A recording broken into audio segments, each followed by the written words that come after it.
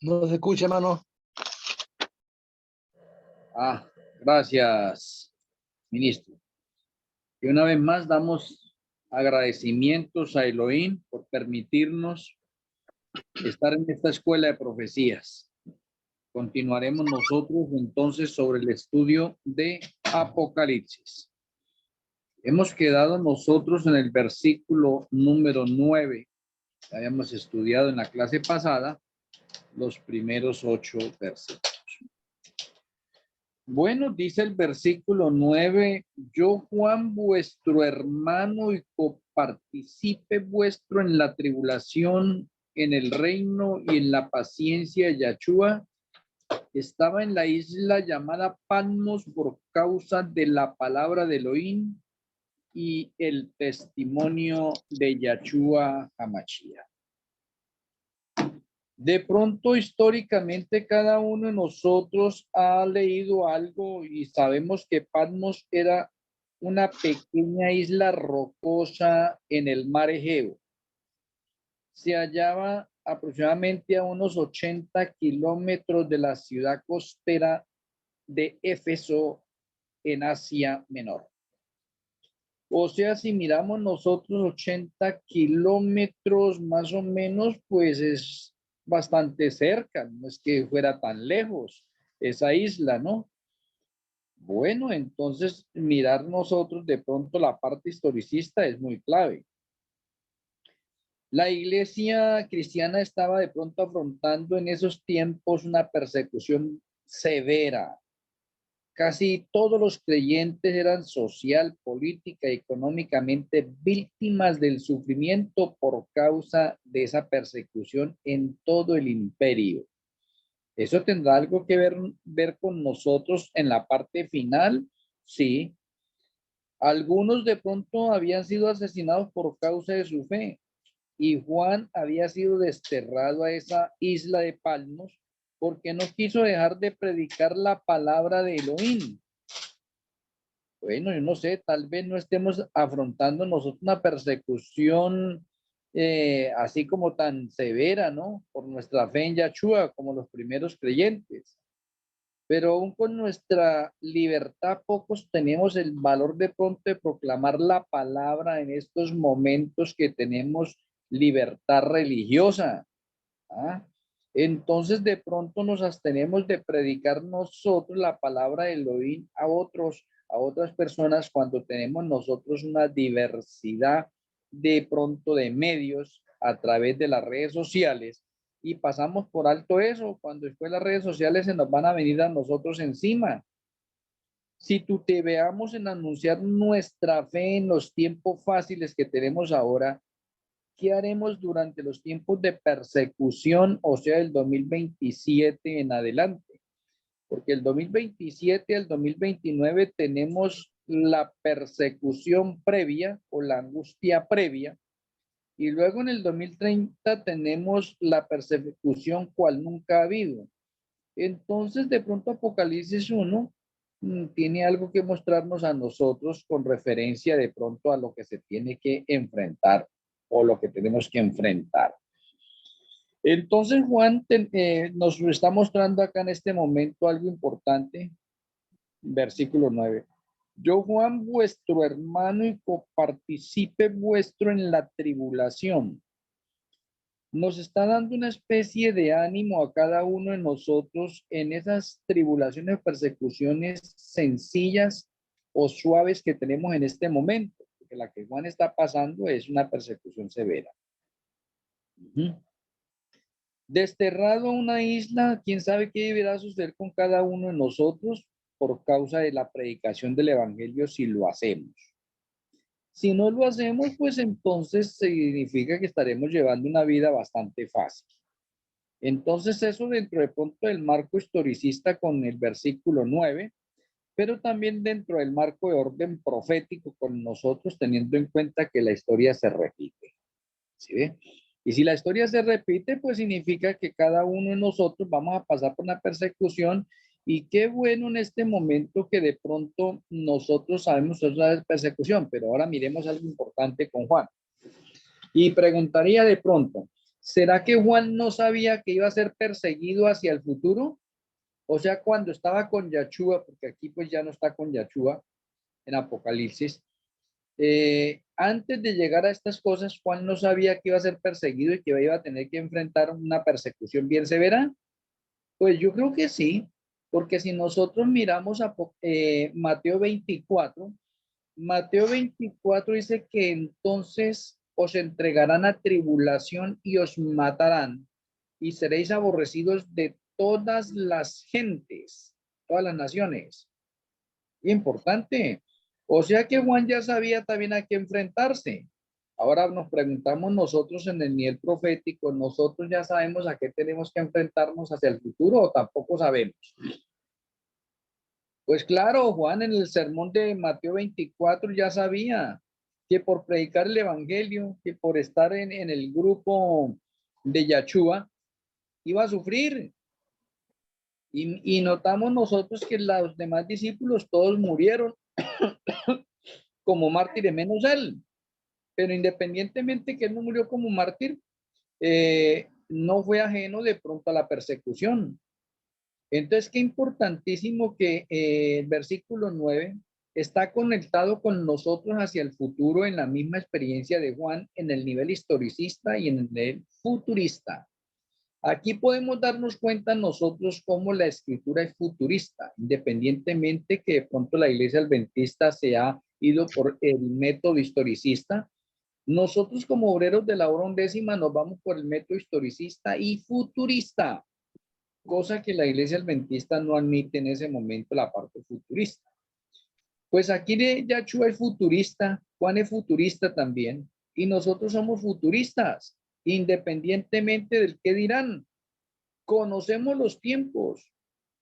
Ya de pronto Juan cuando está en esta persecución, él tenía que acordarse de pronto de las palabras de Yahshua que le había dicho, que entonces os entregarán a tribulación y os matarán y seréis aborrecidos de todas las gentes. Pues ese es el precio que tenemos que pagar nosotros por dar testimonio de Yahshua, por predicar la palabra de Elohim. Bueno, el versículo 10, entrando de pronto acá el versículo 10, yo estaba en el Espíritu en el día del Señor y oí detrás de mí una gran voz como de trompeta. Bueno, el versículo 10 hoy también de pronto a nivel profético, ahora se está saturando el versículo 10, mencionando de pronto algunos que ese día del Señor hace referencia al domingo. Entonces nosotros nos vamos a la parte de la historia. Y en la parte de la historia vemos nosotros el domingo allí, tenían el domingo como día de oración. Les pregunto a cada uno de ustedes en sus opiniones generales para que pronto contestemos nosotros. En el tiempo de Juan, el domingo se le consideraba día del Señor. ¿Qué opinan ustedes? Aquí Rochi dice que no. ¿Ustedes qué dicen? Que los discípulos guardaban el Kadosh Shabbat, dice aquí Rochi. ¿Ustedes qué dicen? ¿Qué opinan?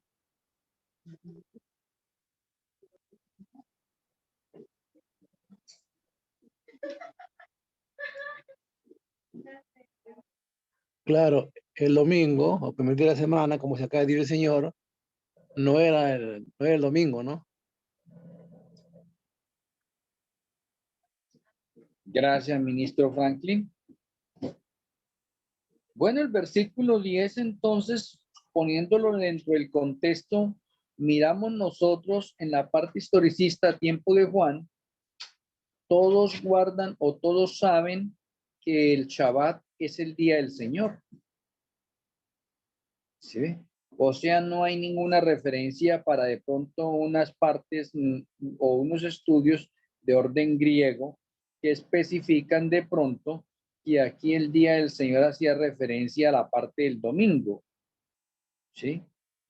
Teniendo en cuenta que en la parte historicista de ese tiempo, todas las personas, tanto judíos como gentiles, conocen que el día del Señor es el Shabbat y no el domingo. Entonces, sí, de aquí Roche dice, porque después de eso es que llega Constantino, claro, Constantino llega más adelante, ¿sí ve? Y por allá, pues ya el domingo empieza a coger más fuerza. Bueno, eso y yo estaba en el espíritu, es que Juan recibe esta visión en un Shabbat.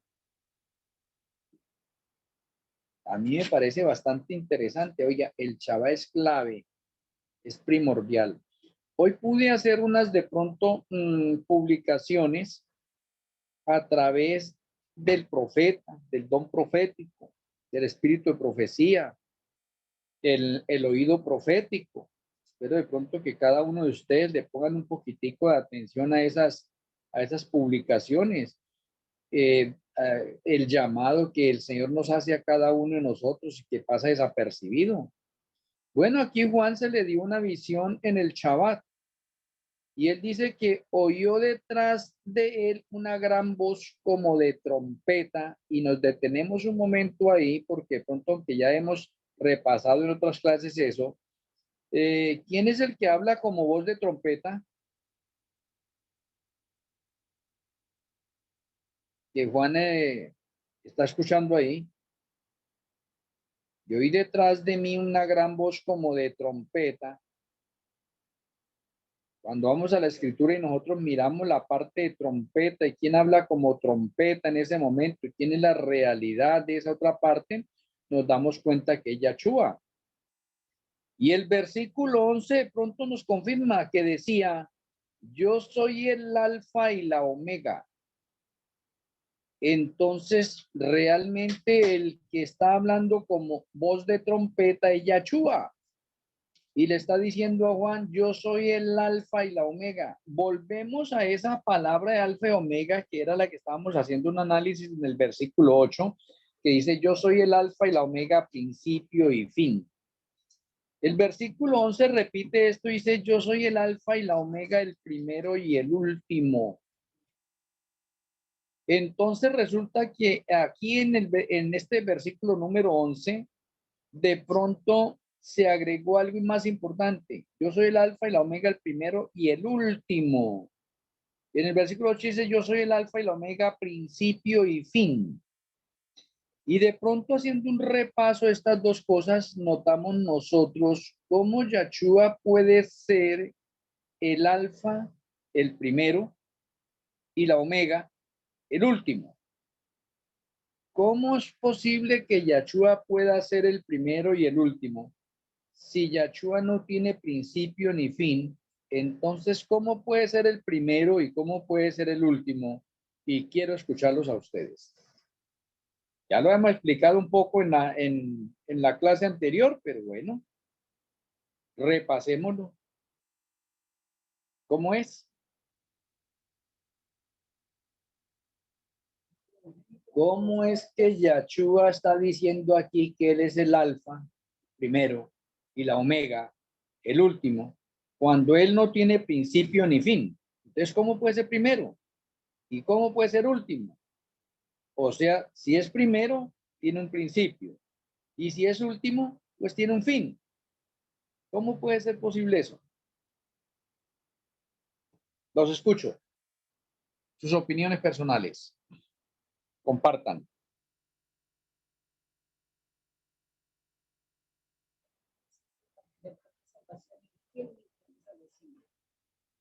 Aquí Rochi dice que eres el principio del plan de salvación y el fin del plan de salvación.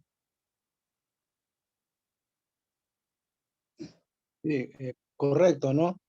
Yahshua es el principio del plan de salvación y también es el último, ¿no? En ese sentido lo entendemos. Bueno, gracias, ministro Franklin, también. Entonces, notemos algo importante acá. Yahshua, como estamos hablando acá y más adelante vamos a encontrarnos con un libro relacionado con el plan de salvación. Yahshua es el primero y es el último dentro del plan de salvación, y el plan de salvación tiene un principio y tiene un fin. Entonces, el plan de salvación, podemos decir que podemos representarlo con la letra alfa también y con la omega, principio y fin. Y de este modo, Yahshua dice, yo soy el alfa y la omega dentro del plan de salvación. Ese es un punto importante. Pero habíamos mencionado otro punto importante, y es que Yahshua es el primero y es el último también como humano. Oh, interesante. O sea que Yahshua como humano tiene un principio y tiene un fin. ¿Sí ve? Y si Yahshua tiene un principio, mencionábamos nosotros, el principio es su nacimiento, y recordamos cuál es la fecha de nacimiento de Yahshua como humano.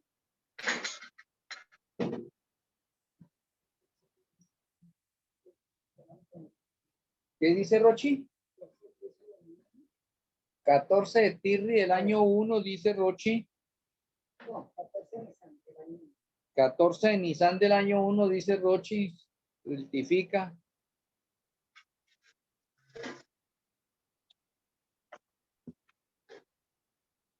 Nosotros, ¿qué decimos? De pronto tenemos que repasar muchas fechas, como cuando estamos nosotros en la escuela o allá en el colegio, y de pronto una de las clases que de pronto uno le tenía como cierto miedito es la de matemáticas. Aquí nosotros, estudiando las Sagradas Escrituras en el orden profético futurista, de pronto una de las clases que les tenemos un poquitico como de qué, como expectación, serían las fechas. Y porque casi nadie le pone cuidado como a las fechas. Ah, Rochi ahorita rectifica, ya miro unos apuntes que tiene ya por ahí, dice que no, que Yahshua nació fue el 14 de Tirri del año 4 antes de Cristo. ¿Y qué dicen ustedes? Sí, correcto. Esa es la fecha en que nace Yahshua. Entonces ese es el principio de Yahshua como humano. Y el fin de Yahshua como humano, fecha de su muerte, 14 de Nisan del año 31, dice aquí Rochi también, que ya abrió su agenda de anotes allí, la niña, y entonces esto es correcto. Entonces Yahshua en este momento dentro del plan de salvación es el primero y es el último. Como humano, entonces también tiene un principio y tiene un fin, pero como Elohim no tiene principio y no tiene fin. Es interesante dejar claro eso. O sea, Yahshua dentro del plan de salvación es el primero y es el último. Como humano tiene un principio y tiene un fin, pero como Elohim no tiene principio y no tiene fin. Y eso debe quedar bien claro en cada uno de nosotros. Muy claro. Ahora, lo otro que debe quedar claro es si el plan de salvación tiene un principio, ¿cuál es la fecha del inicio del plan de salvación?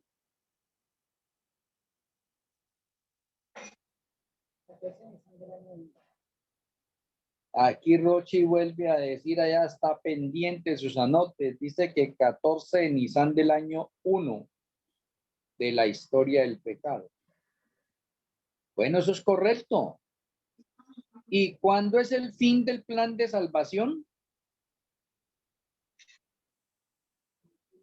Porque si eso tiene un principio y tiene un fin, no podemos desconocer nosotros las fechas, porque eso es clave. Porque mire que cuando se estudia Apocalipsis, o la mayoría de personas cuando estudian Apocalipsis, se enfocan en la parte historicista, mucho en la parte historicista, dentro de la parte adventista, y descuidamos nosotros ciertos detalles. Y por eso desconocemos bien el plan de salvación. Entonces el plan de salvación tiene un principio. El principio es 14 de Nisan del año 1 de la historia del pecado.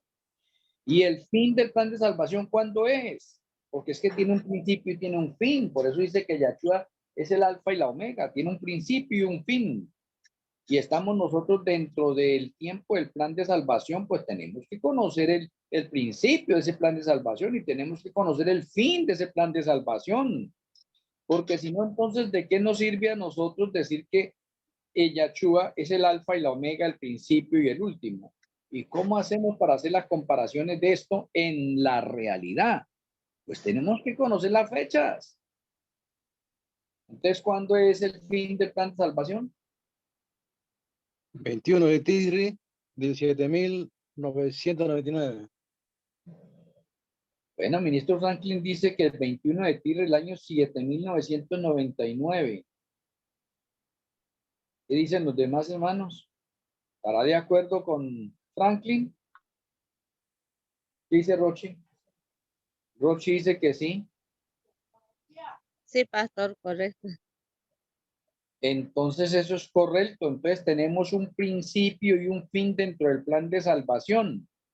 Me parece bien interesante.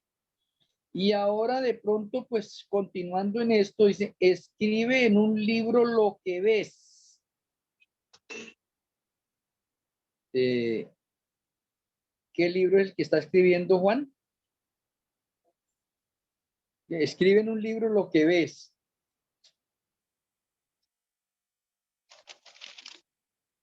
¿Qué libro es el que está escribiendo Juan? Aquí Rochi dice que Revelaciones, Apocalipsis. Pues sí, Juan está escribiendo este libro Apocalipsis. Ahora miremos algo importante. Como el libro Apocalipsis es revelación, ahora miremos nosotros importante esa palabra. ¿Revelación de qué? ¿Qué es lo que se va a revelar acá en Apocalipsis?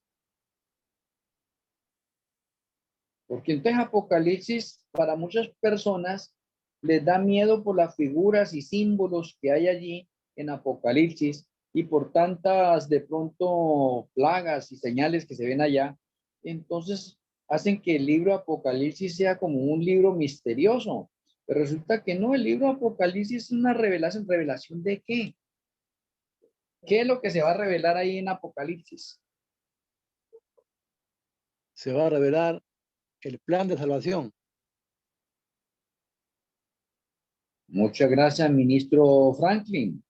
Se va a revelar el plan de salvación. Oye, importante. Independientemente que se va a revelar el plan de salvación, en Apocalipsis vamos a encontrar las revelaciones complementarias a los demás libros que se encuentran en las Sagradas Escrituras, especialmente del libro de Daniel.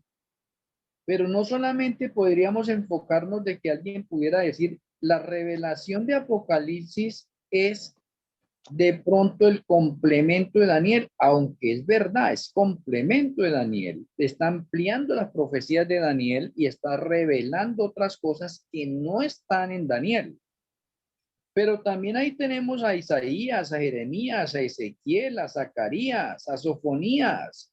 Tenemos el Génesis, tenemos todas las Sagradas Escrituras donde vamos a tener una revelación más clara a través de figuras y de símbolos que se muestran no solamente aquí en Apocalipsis. Digamos que Apocalipsis hace una recogida, un resumen general de todas las Sagradas Escrituras, o a Juan se le está dando en este momento un resumen generalizado del plan de salvación. Y se le dice, escribe en un libro lo que ves. Por lo tanto, estudiar Apocalipsis en este momento y revolviéndonos al versículo 3, entonces Apocalipsis tiene bendiciones. Muchos de nosotros queremos recibir todas las bendiciones o algunas bendiciones, es lo que decíamos nosotros.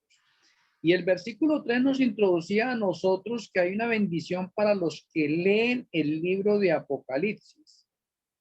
Oye, y podríamos decir que no solamente el libro Apocalipsis, pero aquí se le da un énfasis al libro Apocalipsis. Y los que oyen las palabras, o sea, se le da una bendición también a los que escuchan esas palabras de Apocalipsis. Y se le da otra bendición a los que guardan o practican las cosas que están escritas en Apocalipsis. Por lo tanto, decíamos nosotros anteriormente que tenemos una triple bendición allí. Una triple bendición. Los que leen, los que oyen y los que guardan y practican esas cosas. Pero decíamos también que muchos solamente reciben la bendición porque leen. Otros reciben la bendición de pronto porque oyen, escuchan. Y otros reciben la bendición porque guardan, practican. Pero decíamos, qué importante que nosotros hagamos el conjunto completo para recibir la bendición completa. ¿Sí ve? Y eso es lo que necesitamos nosotros, ser unos creyentes completos. ¿Sí ve? Bueno, entonces aquí Yahshua le dice a Juan, escribe en un libro lo que ves, escribe este libro de Apocalipsis, este libro de revelaciones, y envíalo a las 7 iglesias que están en Asia. Y ahí la nombra: Éfeso, Esmirna, Pérgamo, Tiatira, Sardis, Filadelfia y Laodicea. Ahora, si nosotros de pronto nos ponemos a repasar un poquito, bueno, a repasar, es que más adelante tenemos que estudiar de pronto las 7 iglesias, pero de pronto aquí hay algo también que aprender, algo importante. Y le diríamos, no, oiga, ¿qué estaría haciendo Juan por la iglesia de Éfeso en ese tiempo? Si Juan es judío, ¿qué hace por allá tan lejos de Israel? Por allá en Asia Menor. Acá Roche dice que es que envió las cartas, que él no fue. Y envía, lo está diciendo Roche por acá. Pues vamos a ver más adelante si fue o no fue y qué hacía por allá. Y recuerde que anteriormente teníamos algo importante. Lo enviaron a él a la isla de Patmos, que queda a 80 kilómetros de la ciudad de Éfeso. O sea, lo cual significa que Juan estaba en Éfeso. ¿Sí ve? Y por la persecución lo desterraron a la isla de Patmos. Entonces podemos deducir en ese momento que Juan estaba en Éfeso. Lo mismo que Pablo. Pablo fue a Éfeso, por eso le escribió a los Efesios. Entonces tenemos aquí en este momento dos cosas importantes de análisis. Aquí Roche dice que si Éfeso era una ciudad, sí.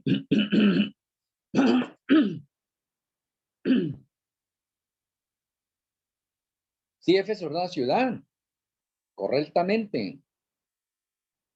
Ahora quisiera preguntarles a cada uno de ustedes en sus opiniones y en lo que han investigado, ¿qué hacía Juan en Éfeso y qué hizo también Pablo en Éfeso? Oye, dos discípulos importantes, Juan y Éfeso y Pablo. Y ambos fueron a Éfeso. ¿Y ambos qué? Son judíos. ¿Qué hacen tan lejos de Israel ellos? ¿Cuál será la opinión de ustedes? Sí, pero estando en la isla de Pan, no que lo lleven en espíritu, le mostró en visión porque ya está desterrado, digamos que está encarcelado. La pregunta es, ¿qué hacían ellos por allá en Éfeso? Lejos de Israel.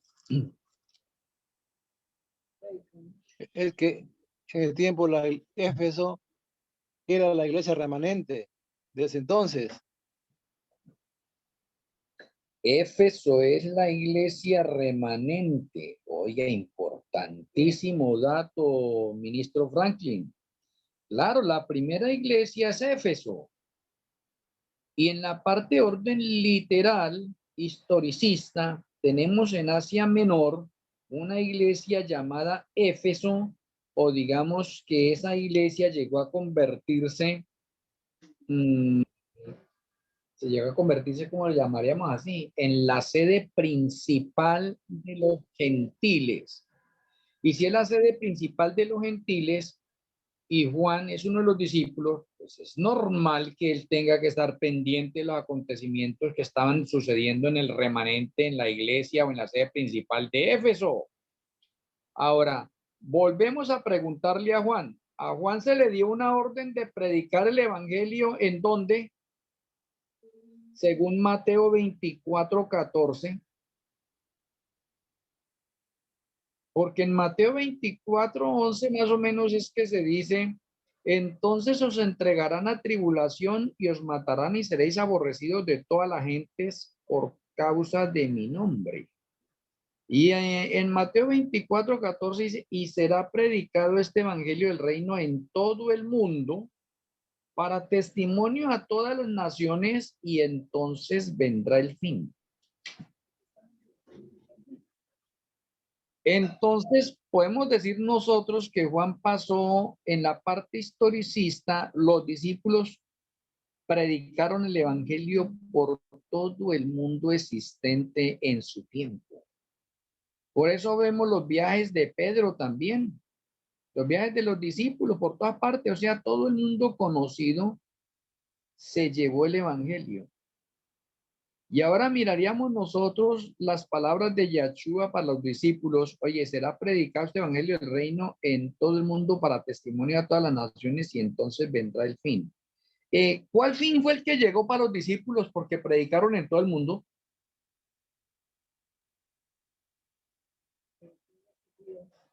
El fin de sus vidas, correcto para Rochi. Llegó el fin de sus vidas. No era el fin del mundo todavía. O sea que podríamos decir que la profecía se cumplió parcialmente con los discípulos porque predicaron por todo el mundo conocido de ese entonces y les llegó el fin a cada uno de ellos. Pero el mundo continuó. O sea, lo cual significa que la profecía ahora se debe extender ¿hacia dónde? Hacia el futuro. O sea que Yahshua es futurista. A usted y a mí no nos debe dar miedo que nos digan futuristas y que de pronto estamos de acuerdo con los jesuitas. Nos van a decir más adelante de pronto que somos jesuitas. A mí ya me lo han dicho, que yo soy un jesuita y que infiltrado. No sé si alguno de ustedes también ya le hayan dicho. ¿Sí? Porque es que la parte del futurismo más o menos cogió fuerza fue con los jesuitas. Entonces, por eso de pronto la Iglesia Adventista del Séptimo Día le tiene como un poquitico de fobia a esa palabra futurista. Y Yahshua es futurista.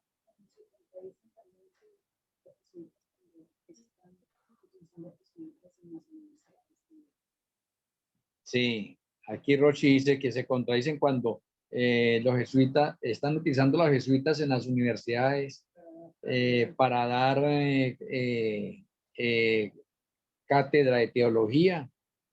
Bueno, etcétera. Bueno, en todo caso, nosotros miramos acá en este texto que Juan desterrado allá, Yahshua le da una orden de escribir Apocalipsis y que lo envíe a las 7 iglesias. O sea que el libro de Apocalipsis, él lo escribió y él envió esas copias. Lo curioso es, en ese momento, que esas copias de este libro de Apocalipsis recorrió esas 7 iglesias en el nivel historicista de su tiempo. Oye, ¿y qué libro para importante después de 2000 años nosotros lo tenemos acá y lo seguimos ahora predicando y ahora nos correspondió a nosotros la parte global? Necesitamos Mateo 24:14 cumplirlo y será predicado este evangelio ¿en dónde? En todo el mundo, para testimonio a todas las naciones y entonces vendrá el fin. Esa es la parte ya final, global, total, profética y es futurista. Es futurista. O sea que el evangelio va a ser predicado en todo el mundo, así como los discípulos lo predicaron en todo el mundo en su tiempo. Ahora voy a hacerle la parte de exposición porque recuerde que Apocalipsis y el plan de salvación es un itinerario de fechas de principio a fin. ¿En qué fecha es que se va a completar la labor de predicación en todo el mundo y no va a quedar ningún rincón del mundo donde no llegue el evangelio? Porque todavía en este momento hay muchos lugares donde el evangelio no ha llegado, y como el evangelio no ha llegado, pues no puede llegar todo el fin. Para que llegue el fin se necesita predicar el evangelio en todos los rincones del planeta Tierra, que no quede ningún rincón sin predicarlo, y que toda persona en cualquier parte del mundo que se encuentre haya escuchado el evangelio de Yahshua. Y ahí sí llega el fin. ¿En qué fecha es que se termina, en qué fechas es que se termina la predicación del evangelio en todo el mundo? ¿Cuándo es el cumplimiento profético de esta profecía? Los escucho.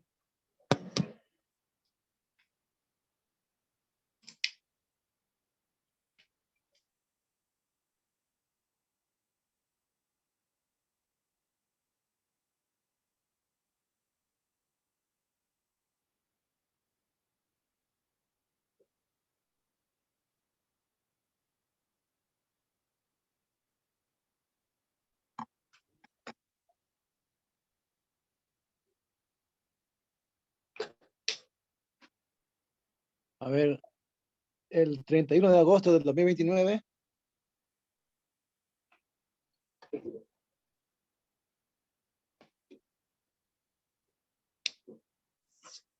31 de agosto del 2029, dice el ministro Franklin. Oye, cuando nos enfrentamos con las fechas, cuando tiene que ver uno tantas fechas. Oye, bien serio eso, ¿no? Bueno, aquí Rochi dice que el 30 de septiembre. ¿De qué año? Del 2029, dice Rochi. Bueno, los demás de pronto me imagino que pronto tienen refundida estos datos. Pues déjenme mencionarles que la predicación del evangelio en todo el mundo comienza con el derramamiento de la lluvia tardía y el fuerte pregón que inician en el mismo día. O sea, la lluvia tardía y el fuerte pregón inician el mismo día. Entonces, ¿cuándo es que se inicia la lluvia tardía y el fuerte pregón? ¿Cuál es la fecha?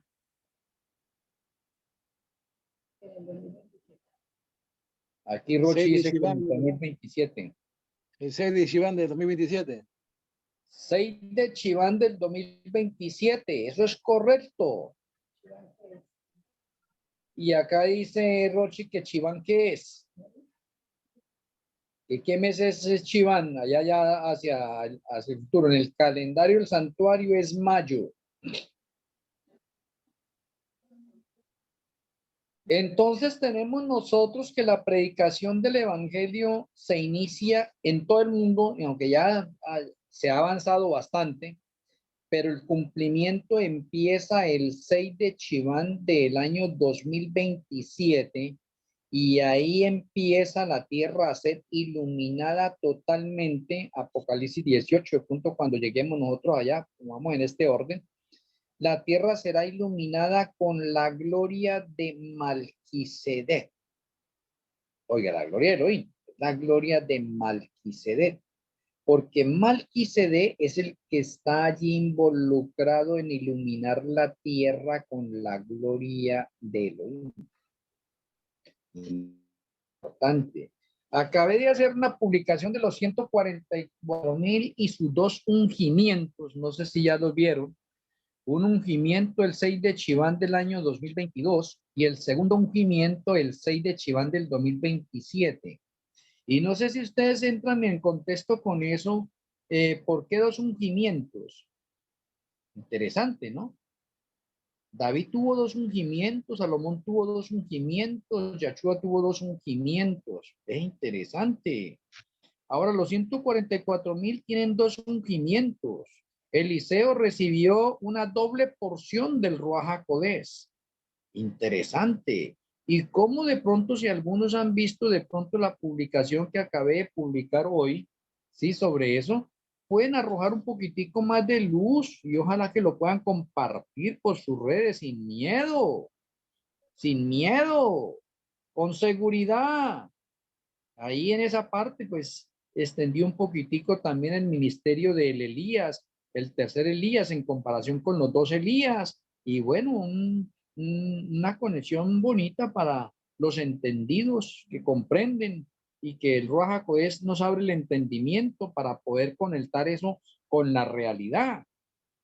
Entonces, la predicación del Evangelio empieza el 6 de Chiván del año 2027, donde el Ruach HaKodesh, a través de la lluvia tardía, produce el fuerte pregón en las personas que reciben la lluvia tardía y salimos por todas las partes del mundo sin miedo, predicando el Evangelio y todas las personas que nos hemos preparado para eso, porque nadie hasta este momento, absolutamente nadie sería capaz de terminar la predicación del Evangelio en el mundo.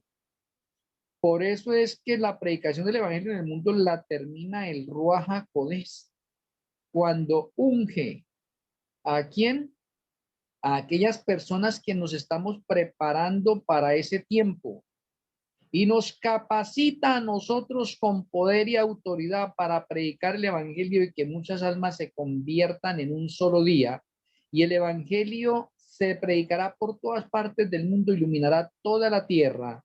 Y esa parte de esa iluminación y la parte de la terminación de esa obra, como decía el ministro Franklin, es el 31 de agosto del año 2029. Y aquí Rochi dice, ¿y que por qué de agosto? Porque el primero es el concilio que tienen los gobernantes del mundo en una reunión especial para decretar muerte a los que quedan vivos, y los que quedan vivos se llaman los 144,000. O sea, quiere decir que hasta ahí, hasta el 31, ya se ha cerrado el grupo de mártires y hasta el 31 se acabó de predicar el evangelio en todo el mundo, en todos los rincones del mundo. Ya no quedó ningún lado más para donde predicar.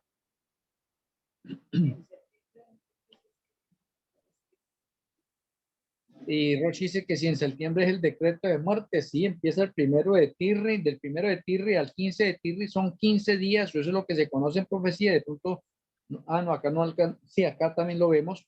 Es la primera hora profética de angustia para los 144,000. Aquí ya no estamos hablando en este momento para la iglesia en general, porque ahí en ese momento no quedan sin los 144,000. Entonces, el decreto de muerte es para los 144,000. Los otros ya han muerto. Los otros hasta ese momento ya han muerto. Decreto de muerte que se va a instalar ahí en ese momento para ese grupo élite, los 144,000. Entonces, así ponemos en contexto nosotros toda esta parte del versículo 11. Entonces, en el tiempo de Juan, se mandó a que entonces Juan enviara de pronto ese libro a las 7 iglesias que estaban en Asia. Y hemos notado que la iglesia de Éfeso es la primera iglesia o es la sede principal en ese momento del nuevo remanente. Y ese nuevo remanente lo identificamos como la iglesia de Éfeso, el nuevo remanente. Y por eso está lejos de dónde, de la ciudadanía de Israel. Pero a pesar de que está lejos, los de Éfeso se consideran unos israelitas espirituales, lo mismo que nosotros. O todos los gentiles somos unos israelitas espirituales. Bueno, muy bien, hasta ahí entramos al versículo número 12 y 13 a la vez. Y me volví para ver la voz que hablaba conmigo, y vuelto vi 7 candeleros de oro.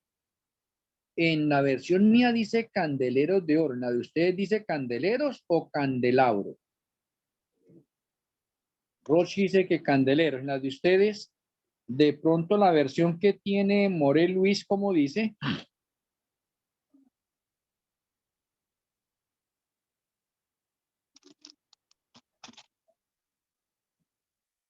En la mía dice candelabros. Candelabros, dicen la de ministro. Y las otras, si me ayudan. En el mío dice candeleros de oro. Candeleros de oro, dicen la hermana Lina. Bueno, ¿y cuál sería de pronto la parte correcta? ¿Candeleros o candelabro? ¿Y qué diferencia hay entre candeleros y calendabro? Sí, ve, me equivoqué, ve, calendravo. Candelabros, candelabros. Ca- Candelabro. Sí, ya me hizo equivocar Rochi acá, bueno.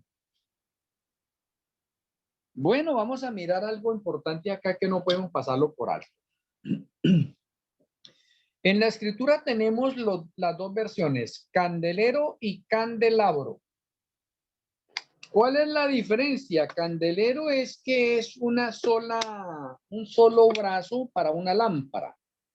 Y candelabro es que son varios brazos para la misma lámpara.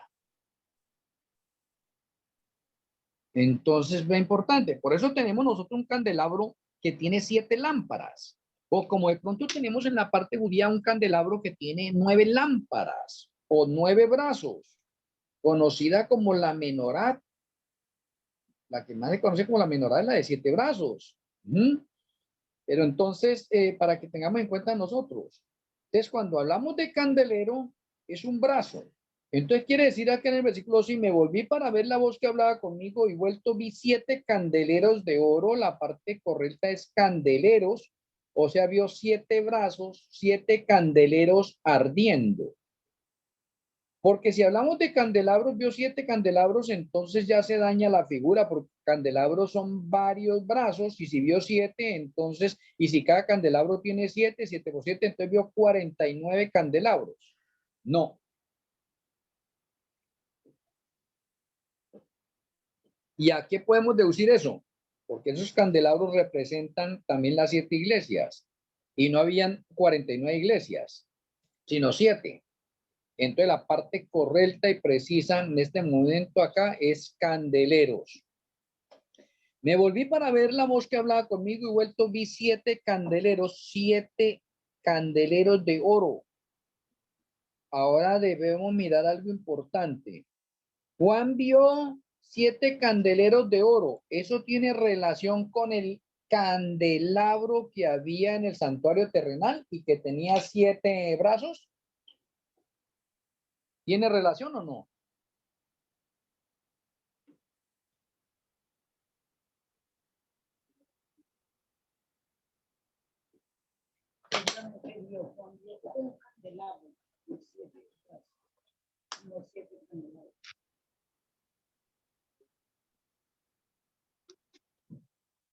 Rochi dice que Juan vio un candelabro de 7 brazos. Es correcto, Rochi. Es correcto. De Juan vio un candelabro de 7 brazos. O como dice también acá en esta versión, y vi 7 candeleros de oro. El mismo candelabro de 7 brazos. Ahora, ese candelabro de 7 brazos está en el santuario terrenal. ¿Estaba en el santuario terrenal? Rochi dice que sí, es correcto, sí estaba. Pero ahora Juan lo está viendo en dónde, en el cielo. Entonces ahora yo quiero explorar la mente de cada uno de ustedes y decirles, si Juan lo vio en el cielo, ¿fue el que el candelabro del santuario terrenal fue trasladado al cielo? Los escucho. Rochi dice que no.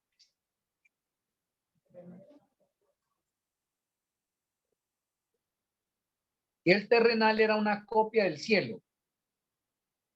¿Qué dicen ustedes? Correcto. Es una copia del cielo, el terrenal. Bueno, ministro Franklin, ¿está de acuerdo también? ¿Los demás también están de acuerdo o no?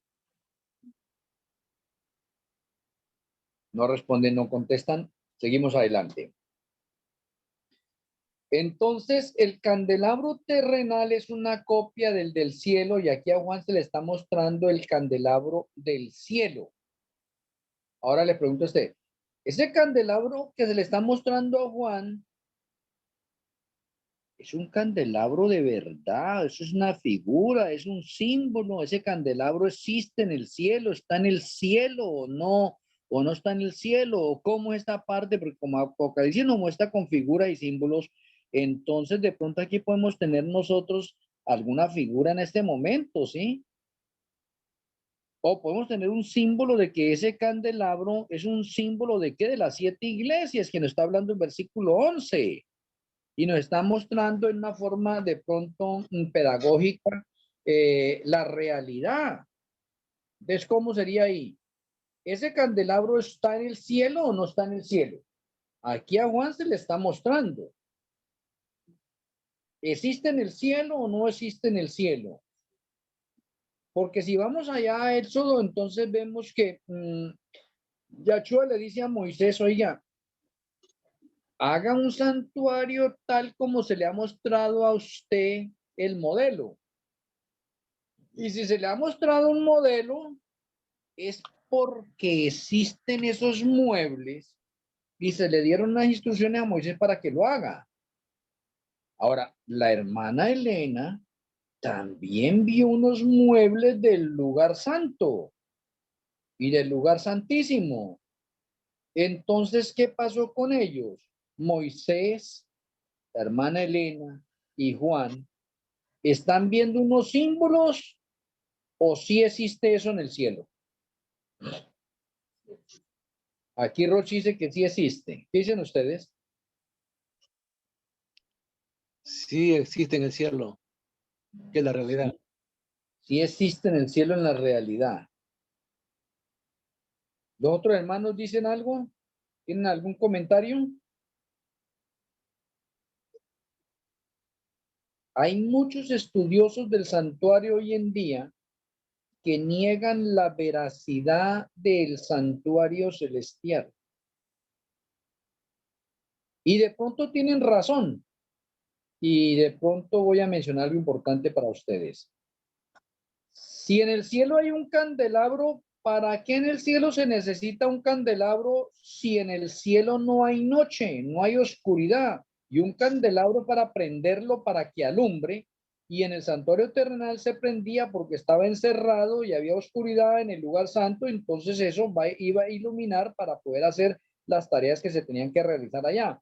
Pero en el reino de los cielos no hay noche, no hay oscuridad, todo es luz. Entonces, ¿para qué se necesita un candelabro en el cielo?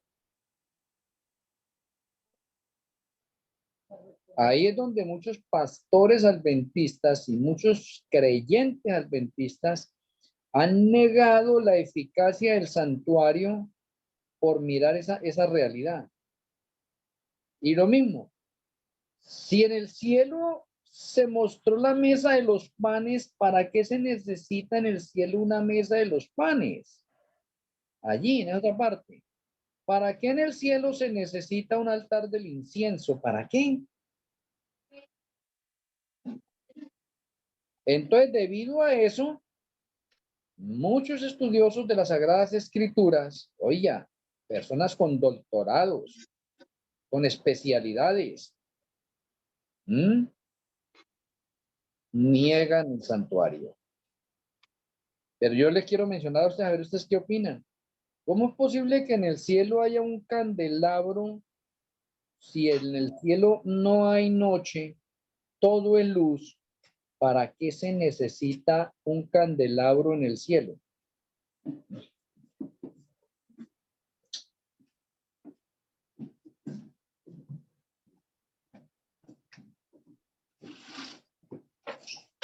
Y no me dejen esperando tanto. Aquí Rochi dice que como un recordatorio, que como un museo.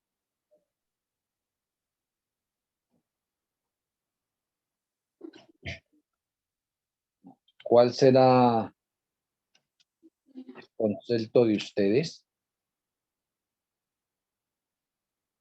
No llegar a entender esto bien, con el tiempo podemos llegar a decir nosotros, oiga, de verdad, no, eso, en el cielo, ¿qué santuario va a haber?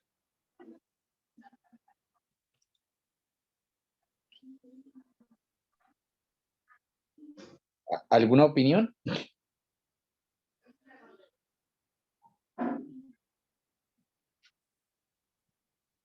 Bueno, pues entonces déjenme mencionarles esta gran realidad bonita, hermosa. Yahshua le mostró a Moisés esos muebles, a Juan, a la hermana Elena. Si se los mostró es porque sí existen, porque Él es la verdad.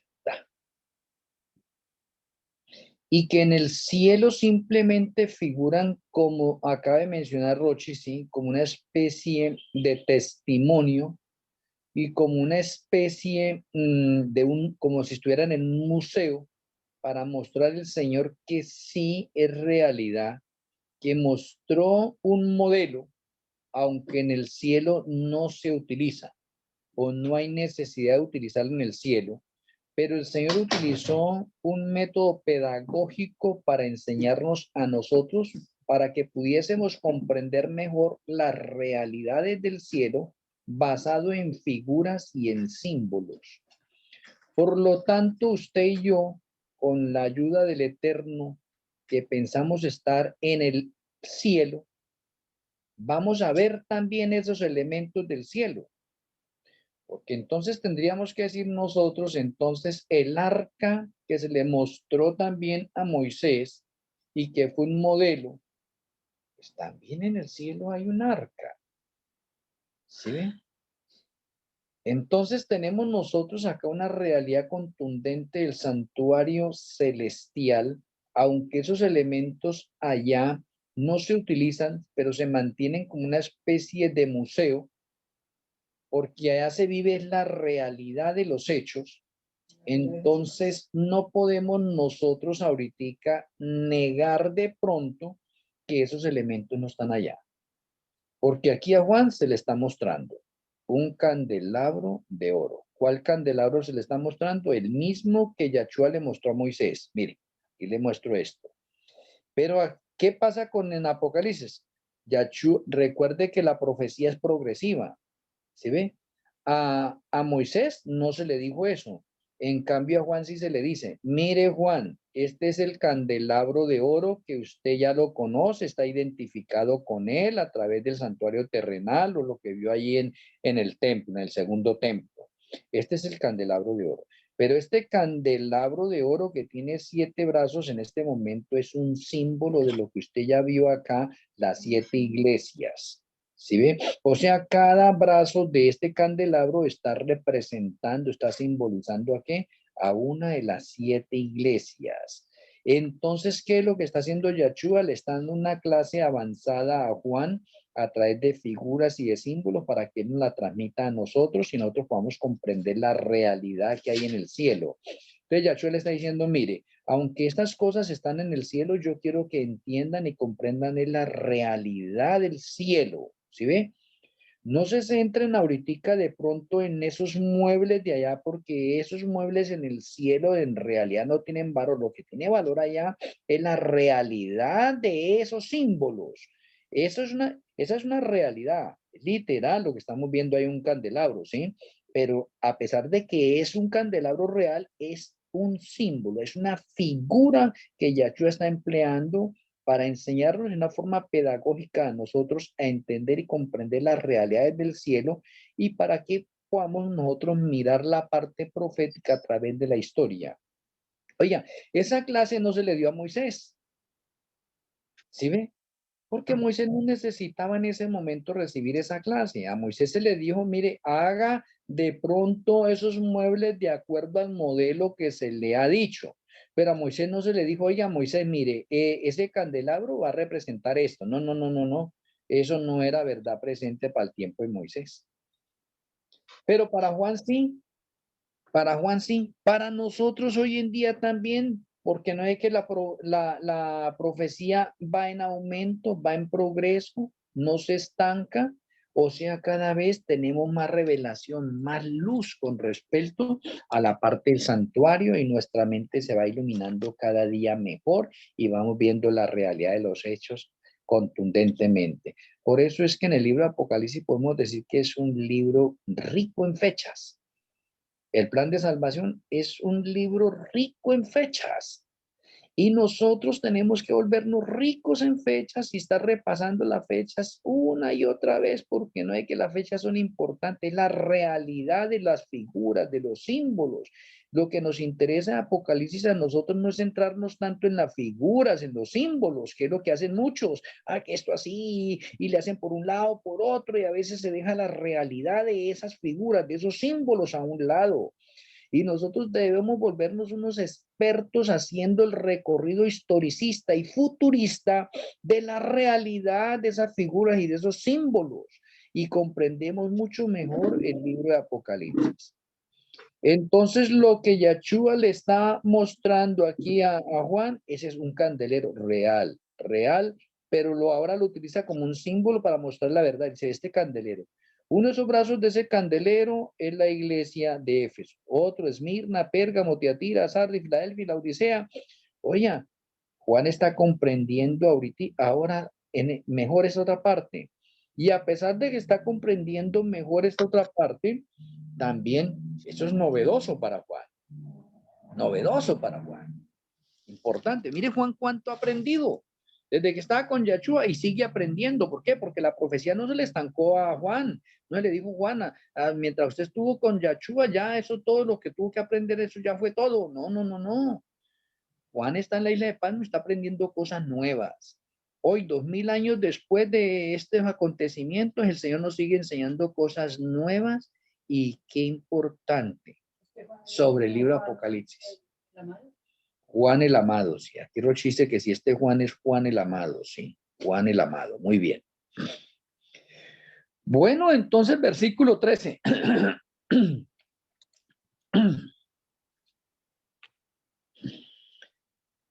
Y en medio de los 7 candeleros, a uno semejante al Hijo del Hombre, a Yahshua, vestido de una ropa que llegaba hasta los pies y ceñido por el pelo.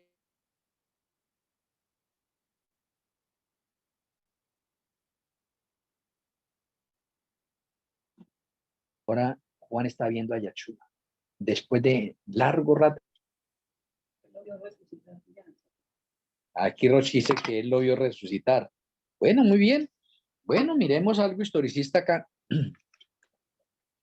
Los 7 candelabros, perdón, los 7 candeleros o el candelabro, un candelabro de 7 brazos, son las 7 iglesias de Asia según el capítulo 1, versos 11 al 20, que está especificado ahí y que vamos a verlo nosotros. ¿Sí? Y Yahshua está en medio de esas 7 iglesias, o en otras palabras, el símbolo mostrado acá nos enseña que Yahshua es quien dirige la iglesia a través de 7 periodos a través de la historia del pecado. Esa es la realidad. Yahshua sigue conduciendo la iglesia a pesar de que él está en el cielo, está pendiente de esos 7 remanentes que se van a levantar en la parte historicista a través de los 6000 años de la historia del pecado. Pero más específicamente, pues el Nuevo Testamento, desde el tiempo de los discípulos, y esto, la iglesia de Éfeso, para un momentico aquí. ¿De qué año a qué año es que es remanente la iglesia de Éfeso?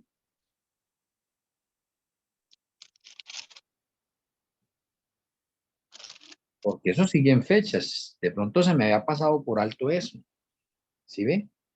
¿De qué año a qué año la iglesia de Éfeso es remanente? ¿Y Yahshua la sigue dirigiendo? A partir del año 34 al año 100. A partir del año 34 al año 100, dice el ministro Franklin. ¿Qué dicen los demás hermanos de pronto en sus investigaciones historicistas o comentarios que tengan sobre Apocalipsis?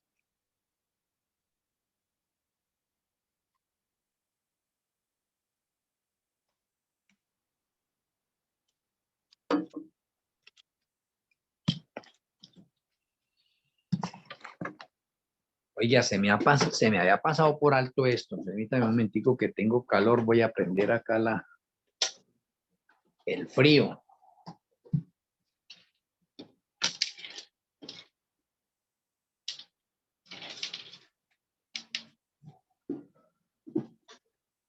Bueno, de pronto si alguno tiene la figura de las 10 vírgenes que son igual a 10 iglesias, ahí está todo el panorama, pero qué importante que necesitamos nosotros repasar esto, porque es que todas esas fechas deben quedar de pronto, al menos nuestra mente se debe saturar de fechas, porque cada vez que nuestra mente se sature de fechas, entonces ella va asimilando mejor las cosas. Y si ella va asimilando mejor las cosas, el aprendizaje para nosotros se va complementando mejor. Entonces, déjeme decirle que en la iglesia adventista del séptimo día se toma que la iglesia de Éfeso va del año 31 hasta el año 100. Nosotros como obreros de la hora undécima no tomamos el año 31 de referencia porque en el año 31 el remanente todavía es el pueblo de Israel. ¿Y cómo hacemos énfasis en eso y por qué de pronto corregimos la posición adventista? La posición adventista tomó de la muerte de Yahshua en el año 31, pero resulta que la profecía de las 70 semanas no termina en el año 31. O sea que necesitamos ver el cumplimiento de las 70 semanas y quiero mencionarles cuándo se cumplieron las 70 semanas, cuál es la fecha del cumplimiento de las 70 semanas, otra fecha. Y ustedes dirán, oye, qué fastidio tantas fechas. Sí. Entonces, para poder entender la iglesia de Éfeso, cómo comienza en el año preciso, necesitamos saber cuándo se cumplieron las 70 semanas que estaban determinadas para el pueblo de Israel, para que el pueblo de Israel siguiera y demostrara si quería seguir siendo el remanente o no, o si no era cortado. ¿Cuándo se cumplió? ¿Cuándo es la fecha del cumplimiento de las 70 semanas? Que también la posición adventista también está equivocada ahí. Es un pequeño error allí, pero es importante que nosotros lo tengamos bien presente. Es cuando se cumplieron las 70 semanas o los 490 años. Aquí Rochi dice que en 1843. Vea, las fechas nos trastornan, ¿no? Se cumplió el 21 de Tisri del año 33. Ministro Franklin dice que se cumplió el 21 de Tisri del año 33. Felicitaciones, ministro Franklin, por aprenderse bien las fechas. Qué importante. Y tenemos en cuenta nosotros esto. ¿Por qué la posición de la iglesia adventista dice que en el año 34? Ahora sumemos. Si la profecía comenzó en otoño del año 457, entonces significa que para comenzar la nueva era transcurrieron 457 años completos. Y a 457 ahora yo le sumo 33 más, pues me da 490. Entonces la fecha correcta del cumplimiento de las 70 semanas de Daniel 9:24 al 27 es el 21 de Tirri del año 33, no en el año 34 como dice la posición adventista. Porque si es en el año 34, entonces tendríamos 491 años, nos pasamos un año. y la profecía es de 490 años. Eso es importante saberlo. Entonces, si la profecía de los 490 años o de las 70 semanas terminó el 21 de Tirri del año 33, la posición adventista está errada al decir que es en el año 31. ¿Sí ve? Entonces la iglesia de Éfeso, como es el remanente que empieza a reemplazar al remanente de Israel, se levanta un día después, el 22 de Tirri del año 34. Entonces no podemos confundir nosotros los acontecimientos. La profecía de los 490 termina en el año 33 y en el año 34 comienza el nuevo remanente. Y ahora, ¿cuál es el nuevo remanente? Los gentiles, representados a través de ¿qué iglesia? Éfeso. ¿Bien hasta ahí? ¿Vamos bien hasta ahí? Entonces la iglesia de Éfeso, el remanente de Éfeso, digamos que reinó o fue remanente del año 34 hasta el año 100. Importante ese dato. Y luego la iglesia de Esmirna empezó a reinar ¿de qué año a qué año? Necesitamos saber eso. De pronto sería molesto lo de fechas, pero necesitamos saberlo, porque es que si nosotros no aprendemos eso, entonces no cuadramos el hilo historicista y futurista de Apocalipsis para llegar a la realidad de todos estos acontecimientos. Y estamos metiéndonos a la realidad.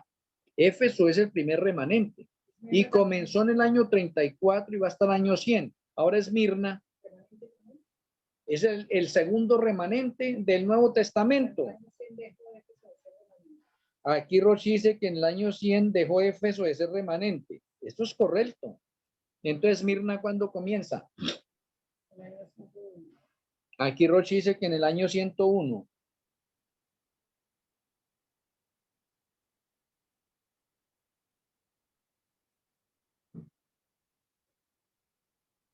Esmirna, ¿cuándo empieza?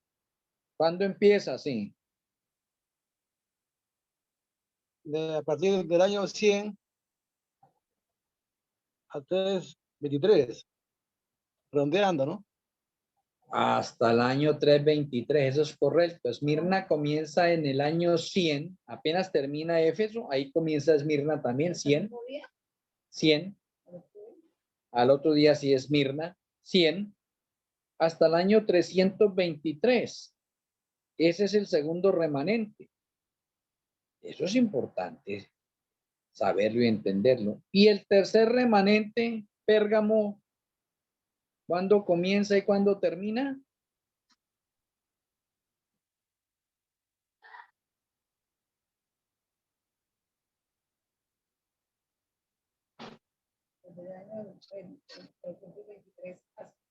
Del año 323 hasta, dice Rochi. ¿Qué dice ministro Franklin? ¿Tiene el dato ahí? Ya, la iglesia de Pérgamo, desde el remanente, se inicia a partir del 323 al 538. Al 538. Mire, ahora Rochi dice, sí, yo iba a decir eso. Bueno, está bien. Ahí se van recordando las cosas. Bien, felicitaciones, ministro Franklin, y para Rochi también, que se va abriendo la parte de la mente. Vea, importante. Bueno, Tiatira. Tiatira comienza, pues ya tienen una fecha, 538. ¿A qué año?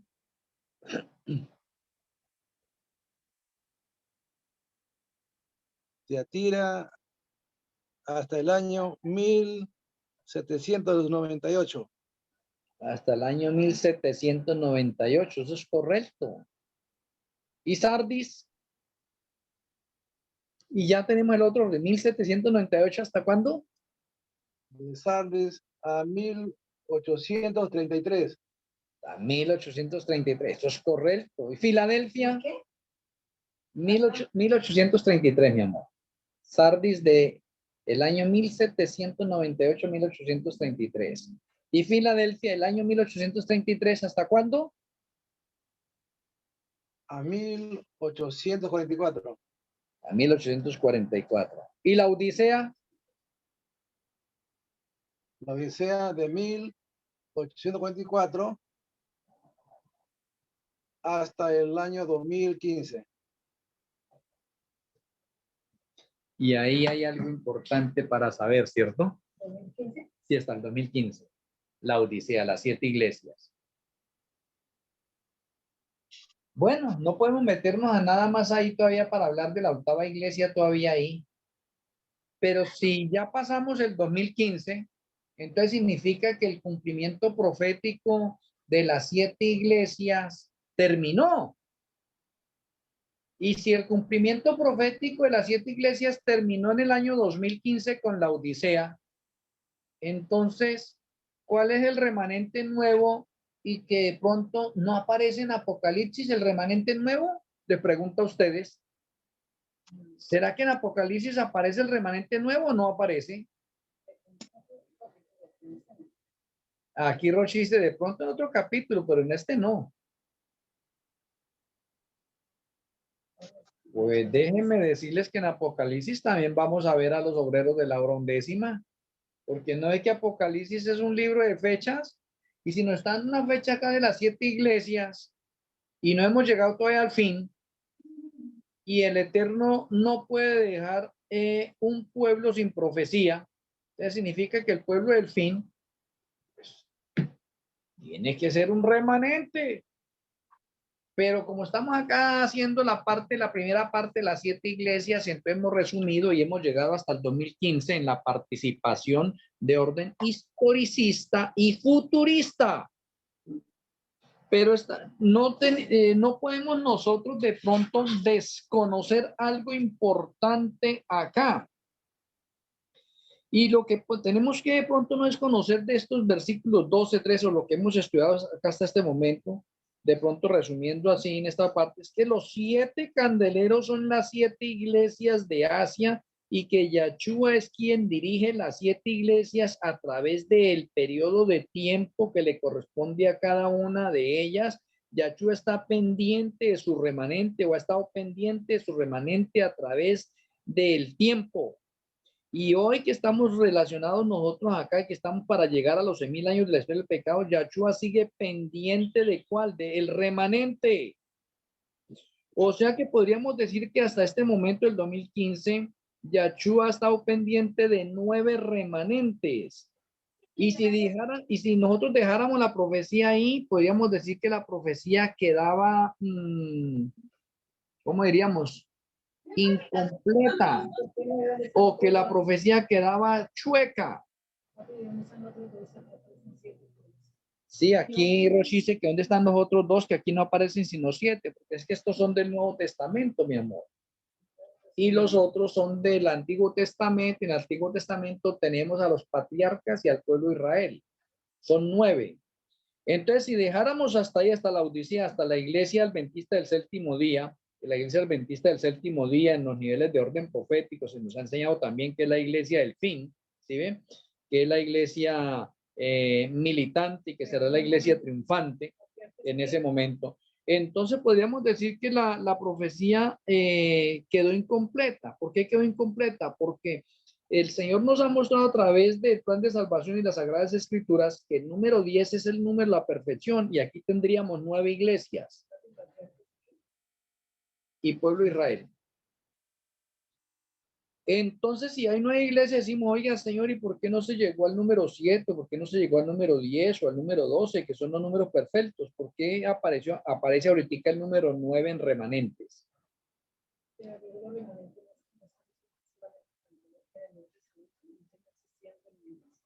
No.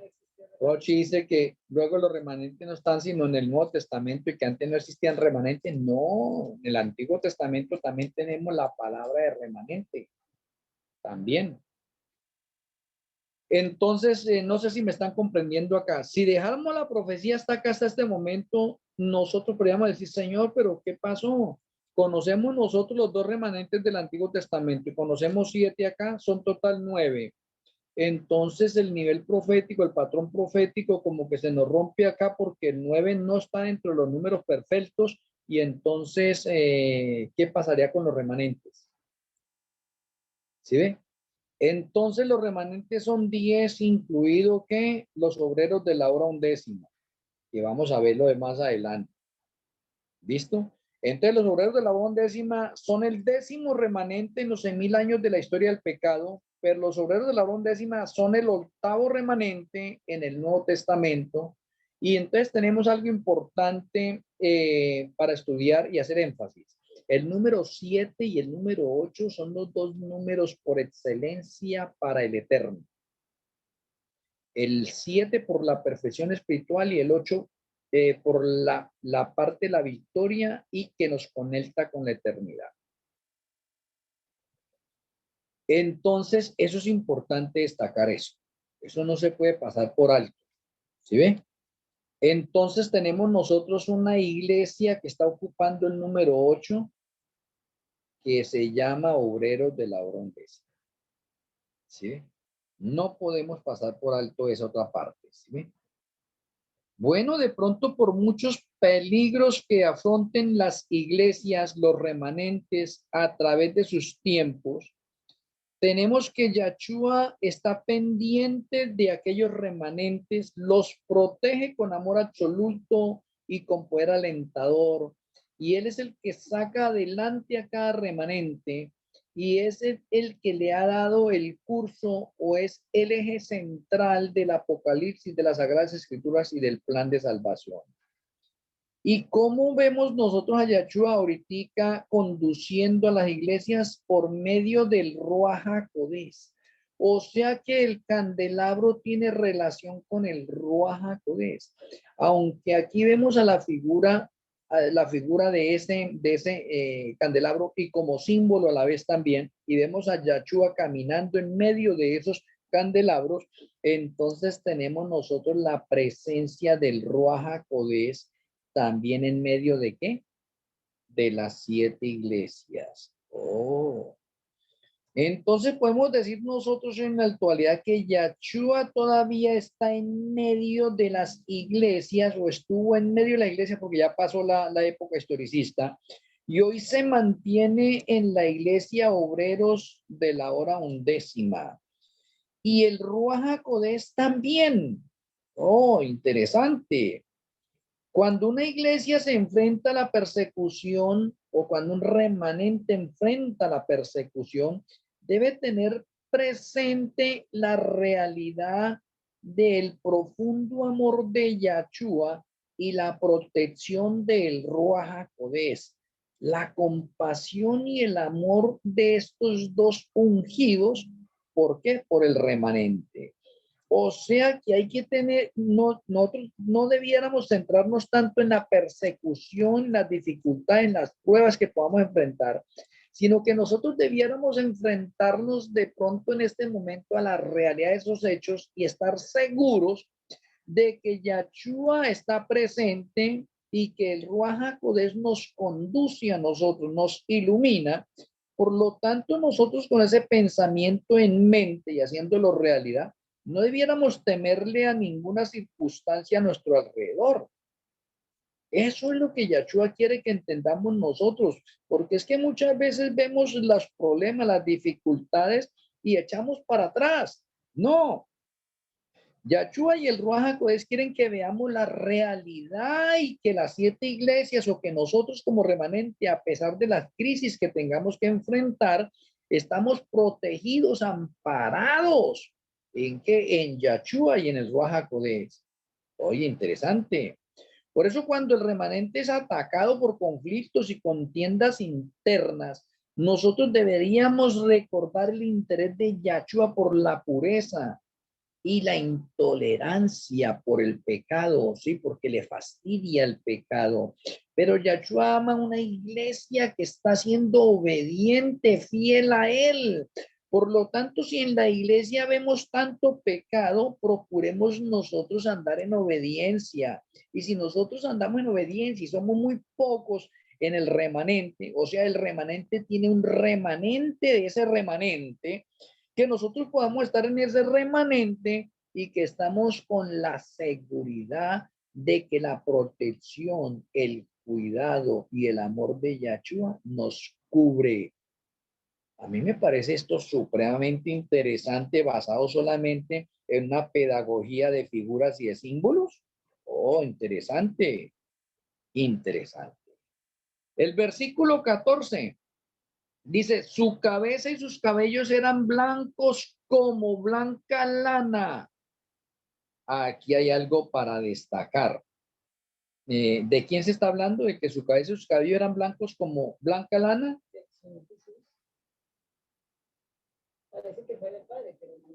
Aquí Rochi dice que parece que fuera el padre, pero no. ¿Qué dicen ustedes? Porque ahí dice que ese hombre era semejante ¿a quién? Al hijo del hombre. O sea que Yahshua mismo. Ahora les pregunto a ustedes, ¿cómo es posible que Yahshua, mientras estuvo acá, tenía el pelo de pronto negro y ahora acá Juan lo está viendo con pelo blanco? ¿Fue que envejeció? Entonces, ¿qué pasa ahí? Ya acá Yahshua, que acá Roshi dice que la pureza, ¿ah? ¿O qué representará el pelo blanco? Interesante, ¿no? Que blanca lana, dice aquí Rochi. Pues el título de hijo de hombre se repite muchas veces en el Nuevo Testamento con referencia a Yahshua y creo que muchos de nosotros nos hemos familiarizado con Yahshua como el Mesías. Por lo tanto, Juan reconoció a Yahshua porque vivió con él durante 3 años y lo había visto como el predicador galileo, y no solo por 3 años, estoy hablando de pronto de los 3 años, pero de pronto dentro de la parte del ministerio final de Yahshua, ¿sí ve? Y lo vio como el glorificado hijo de Elohim en la transfiguración, porque Juan lo vio o fue uno de los bienaventurados en ver la transfiguración. De pronto podemos ver nosotros que aquí Yahshua aparece de pronto con el, como el poderoso hijo del hombre. Ya no aparece de pronto como ese hijo del hombre como, ¿cómo diríamos? Débil, sencillo, ¿no? Y dice que su cabellera blanca, esa cabellera blanca está indicando sabiduría y naturaleza divina. Y en el libro de Daniel vemos nosotros a un anciano de días que también tiene la cabellera como blanca. Oh, entonces aquí tenemos a Yahshua también ahora con cabellera blanca que denota sabiduría y naturaleza divina. Y si el Padre y Yahshua tienen ahorita la cabellera blanca, posiblemente el Ruach HaKodesh también tenga una cabellera blanca, porque no es que él también tiene sabiduría y naturaleza divina. Oh, interesante, interesante. Y sus ojos ardientes, oiga, esos ojos ardientes en Yahshua como llama ardiente simbolizan castigo a todo lo malo. Unos ojos que penetran, que saben, que entienden, que comprenden, muestra la parte de su omnipresencia, omnipotencia y nada se esconde en él. Oiga, y si eso está en Yahshua, también está en el Padre y también estará en Malquisedec también. Unos ojos que penetran porque de pronto Malquisedec que dice carambas que él escudriña lo más profundo de Elohim.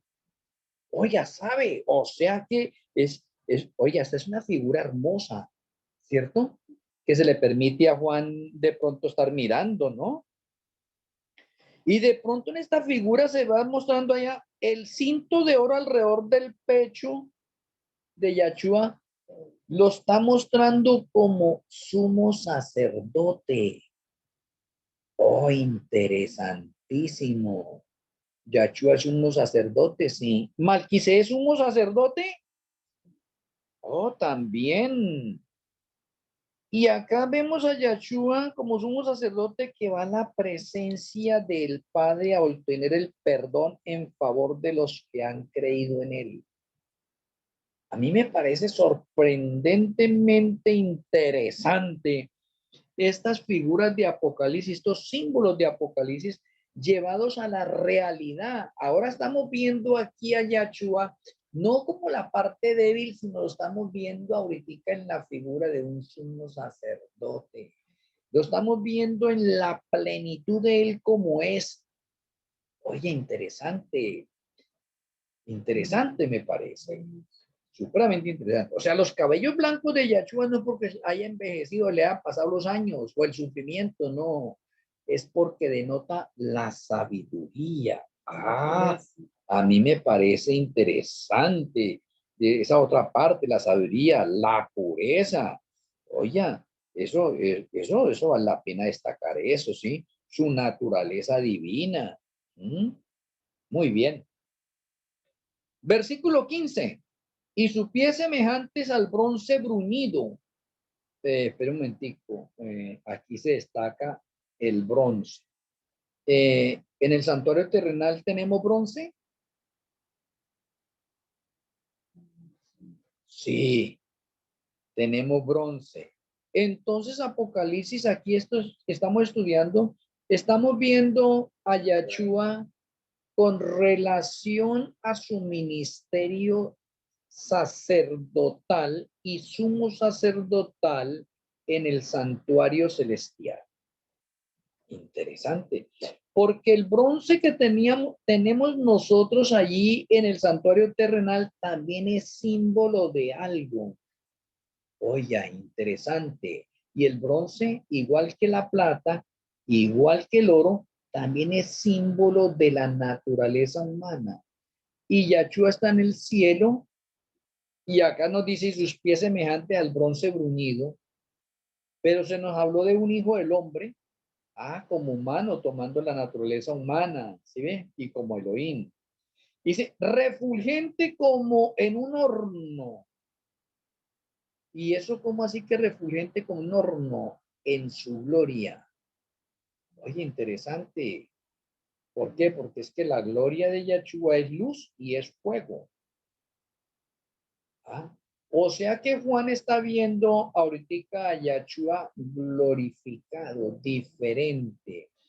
Ya lo está viendo en la misma figura como humano, pero no ahorita como ese servidor débil, sencillo, humilde. Sigue siendo ese servidor, sigue siendo humilde, sencillo, toda parte, pero ahorita lo ve en majestad.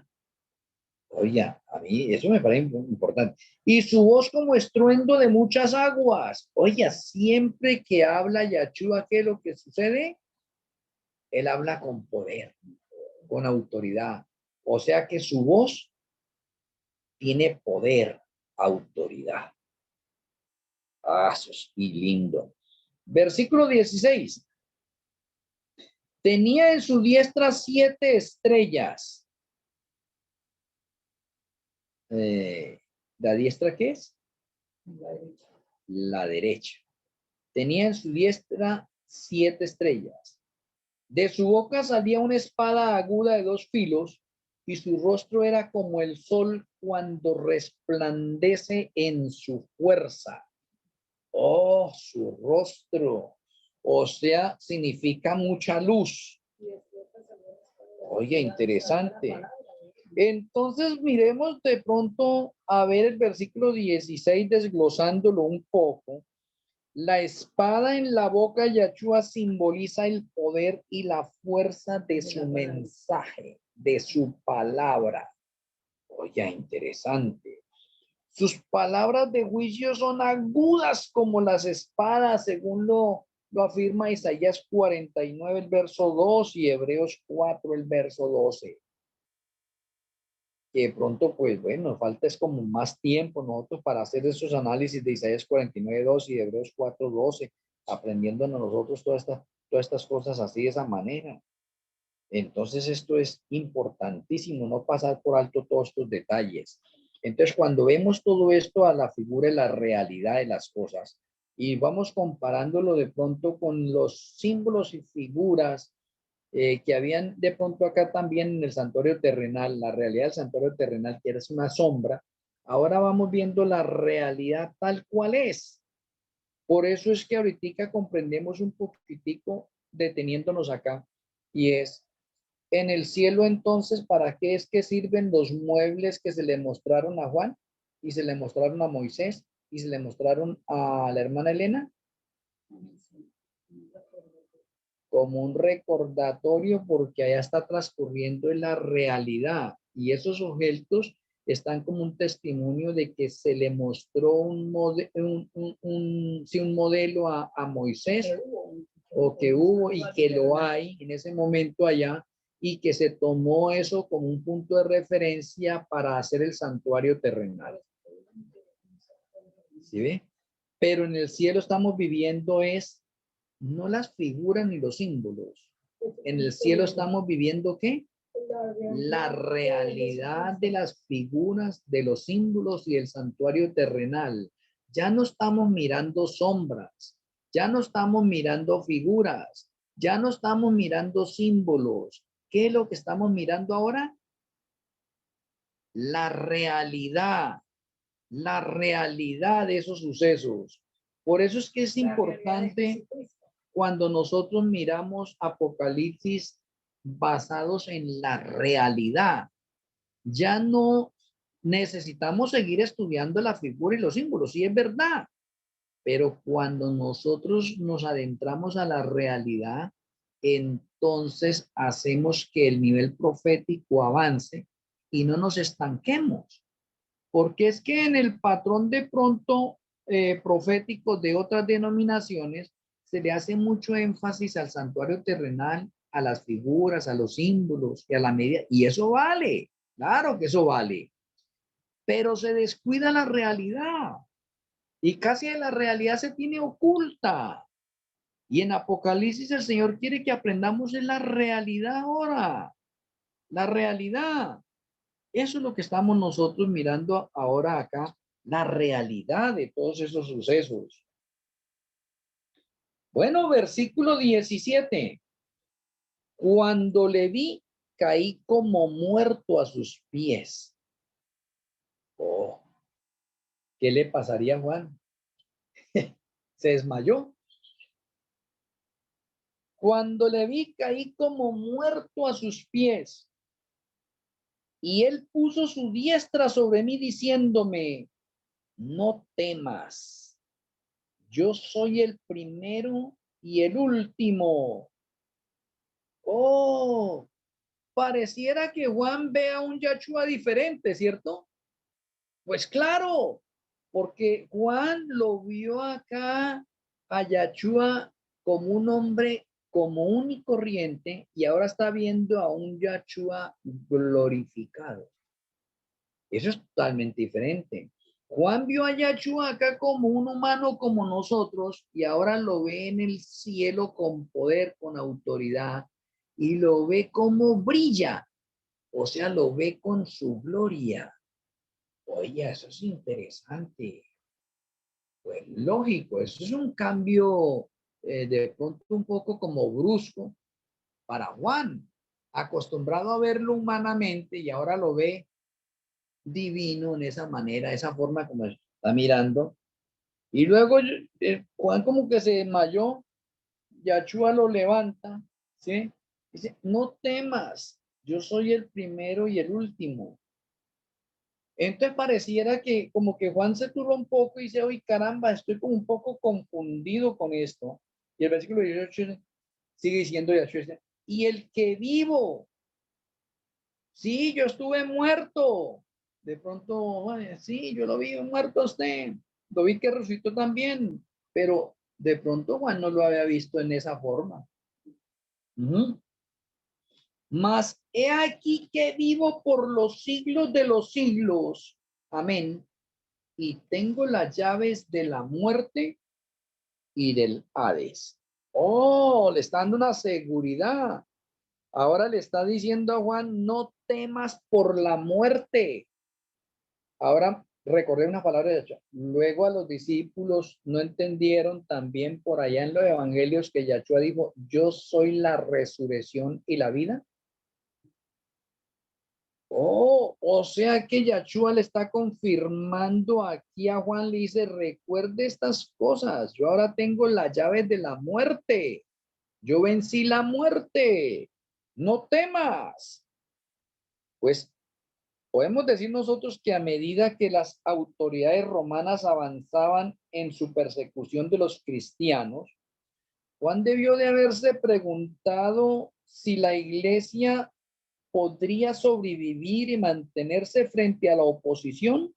De pronto lo mismo que nos puede pasar a nosotros en el tiempo de persecución, decir, ¿será que la iglesia va a desaparecer, va a acabar? De pronto el mundo, Satanás la va a destruir completamente, porque esa persecución que le espera a la iglesia al final es una persecución severa también, ¿sí ve?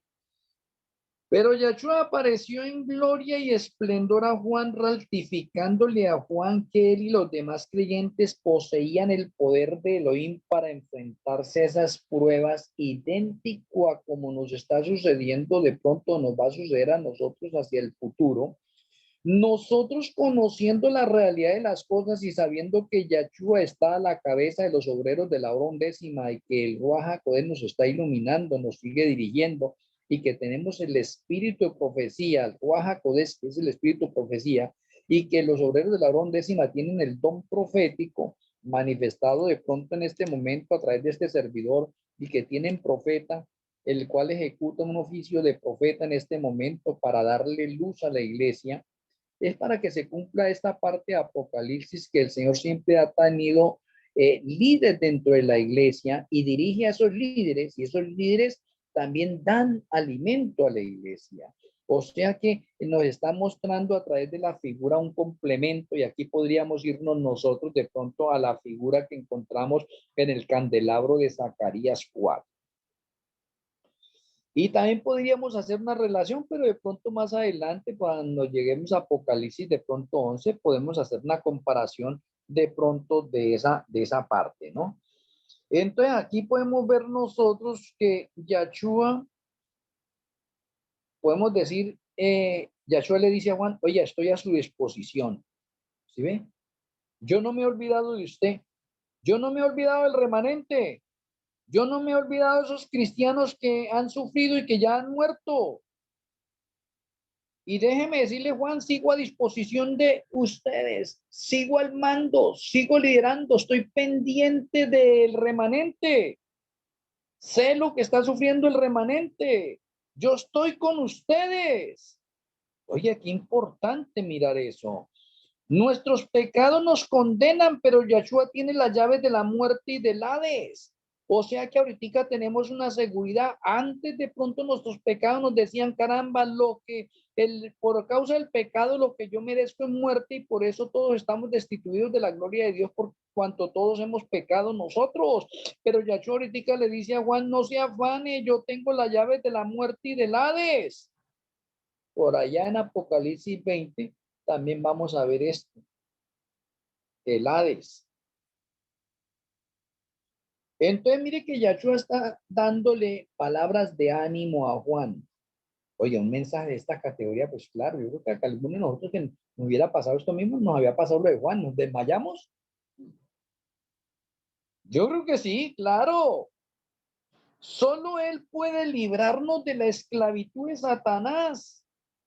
Solo Yahshua tiene el poder y la autoridad para darnos libertad del dominio del pecado. Por eso es que nosotros debemos colocar nuestra parte para abandonar todo pecado, que se cumplan las palabras de Yahshua en nosotros. Yo los he perdonado, no pequen más.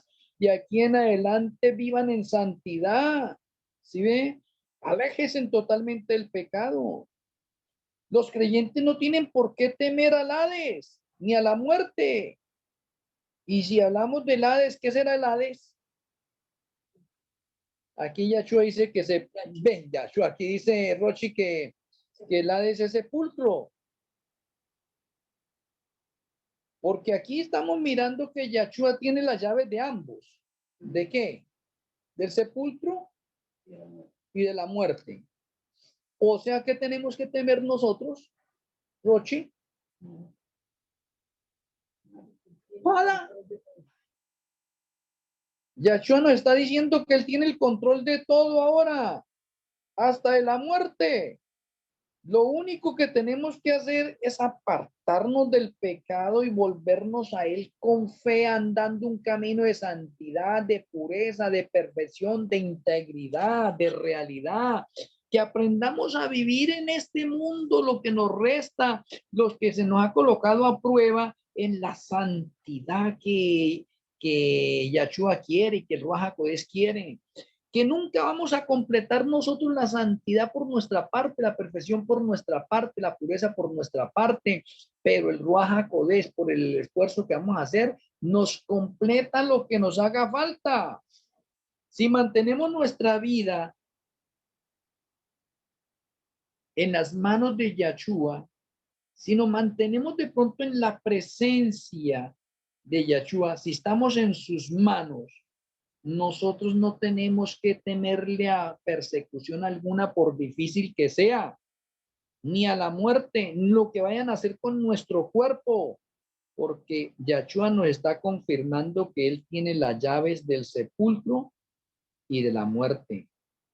Oye, bastante interesante de pronto nosotros esta parte. Si ponemos nuestras vidas en las manos de Yahshua, él nos restaura y nos resucita para una eternidad futura de comunión apacible con él, donde nos mantendremos en su presencia y después no tendremos que estar sufriendo más.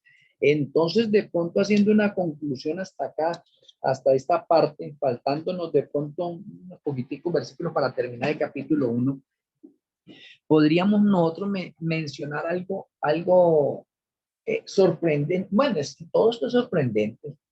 Realmente todo esto es sorprendente. Te faltan 2 versículos, pero son las 9:59. ¿Sí ve? Rochi, se faltan 2 versículos, pero son las 9:59 y de pronto pues ya respetando ese tiempo que hemos tenido nosotros acá. Pero miramos nosotros que en esta parte historicista y futurista que hacemos nosotros, relatando estas 2 cosas, comprendemos mejor Apocalipsis llevado a través de la realidad de los hechos. Con paso a paso. Nos sentimos seguros en este momento, o yo personalmente cada vez mi fe se desarrolla más en el sentido de que no tenemos nada que temer con respecto a las persecuciones que vamos a tener y todos los acontecimientos, pero mejor dicho, nos tocó vivir a nosotros de pronto lo peor. Y lo mejor. Y lo mejor, dice Roche. Porque terminamos con esto. Si el Señor nos permite a nosotros en esta generación, los 70 y 80 años que son para la generación, que son 70, 80 años, de pronto sufriendo esos 70 y 80 años para ganar la vida eterna. Pero los que nos aproximamos a esa fecha. ¿Sí? Los que nos aproximamos a esa fecha, dice aquí Roche. ¿Sí ve? Es la última etapa de la vida. Es la última etapa de la vida, dice Roche acá. Sí. La última generación es del año 1950 al 2030. Y eso está profetizado en Mateo 24, verso 33 y 34. Esa es la última generación. ¿Sí ve? Y no solamente ahí, también está en otras partes. ¿Sí ve? Pero de pronto le menciono los textos de orden profético. Entonces, ¿qué son 70, 80 años que el Eterno nos ponga en prueba aquí en este planeta Tierra para demostrarle al universo entero que nosotros podemos apartarnos del mal y andar en santidad y que el Ruach HaKodesh nos complete lo que nos haga falta para ganarnos la vida eterna? Pues déjeme decirle que esos 70, esos 80 años no son nada en comparación con la eternidad que promete Elohim regalarnos a nosotros por ser fieles un poquitico. Y ahí se cumple otro texto. Como hemos sido fieles en lo poco, entonces Yahshua en lo mucho nos va a colocar. Entonces quiero animarles a cada uno de ustedes, mis apreciados hermanos, que vale la pena sufrir un poco y está profetizado en Mateo 24, y les repito el texto, Entonces os entregarán a tribulación y os matarán, y seréis aborrecidos de todas las gentes por causa de mi nombre. O sea que ya está revelado que servirle a Yahshua vamos a tener contratiempos con el mundo. ¿Por qué? Porque el mundo anda en tinieblas y nosotros empezamos a andar en luz y no hay comunión de la luz con las tinieblas. Por lo tanto, si nos seguimos manteniendo en la luz, vamos a ser perseguidos, muertos y aborrecidos por el mundo entero. Pero acá Rochi dice, pero por un ratico, y es verdad, es por un ratico. O sea, aprendamos a soportar estos pocos años que ya nos quedan, o este poco tiempo que Yahshua nos está dando, para que nosotros asumamos esta responsabilidad con seriedad y en verdad. Que no creamos nosotros en todas las palabras de pronto que se nos ha dicho que el hecho de ser cristianos vamos a recibir las bendiciones del Señor y que se nos acaban los inconvenientes y problemas. Recibimos bendiciones del Señor aquí en este planeta Tierra y acumulamos tesoros en el reino de los cielos, pero hay que pagar un precio. ¿Y el precio que hay que pagar qué es? Críticas, aborrecimiento, ¿sí? Persecuciones, de pronto hambres y hasta la misma muerte. Pero que todo eso nos llegue a nosotros para ganar la vida eterna, eso es bien recibido. Y eso lo entendieron los discípulos. Muchos de los discípulos, cuando ellos fueron muertos y fueron martirizados, ellos no le temían tanto a la muerte, ¿sí? Y de pronto la muerte para ellos era una victoria. Decía, se acabó esta vida de sufrimiento y ya espero la recompensa, como lo dijo Pablo. ¿Sí ve? Pablo dijo, para mí el morir es ganancia. ¿Sí ve? Entonces, para nosotros también, si vivimos esta realidad del Apocalipsis, así como lo estamos estudiando, en la parte historicista, futurista y en la realidad, entonces nuestra fe se va a desarrollar cada vez mejor y vamos a enfrentar un mundo, hoy vamos a enfrentar las pruebas, las dificultades, las angustias, el dolor, la persecución, la muerte, con valor, con honor. Y si alguno nos tiene que llegar la muerte, oye, esa muerte no va a pasar inadvertida para nosotros. O miremos a Esteban. Esteban estaba preocupado porque lo estaban apedreando. No, Esteban lo están apedreando y él está en visión. Interesante. ¿Por qué? Porque la mirada de nosotros debe estar allá en Yahshua, en el cielo, que respiremos la atmósfera del cielo. Y cuando nuestro pensamiento está en eso y se satura de Yahshua, y cuando nosotros comprendemos todas estas figuras, todos esos símbolos, realmente todo el sufrimiento que nos pueda llegar a nosotros es insignificante para el premio mayor llamado vida eterna. Es que no hay comparación, vida eterna. Años, ciclos de 8,000 años, ciclos de 8,000 años por toda la eternidad y nada que se mueve la persona. Entonces, ¿qué es eso en comparación con 70, 80 años que se nos permite vivir en esta generación a nosotros? Eso no es nada. Eso no es nada. Voy a pedirle a cada uno de ustedes, vamos a orar, vamos a colocarnos de rodillas y vamos a pedirle al Señor que nos ayude a soportar estos últimos tiempos.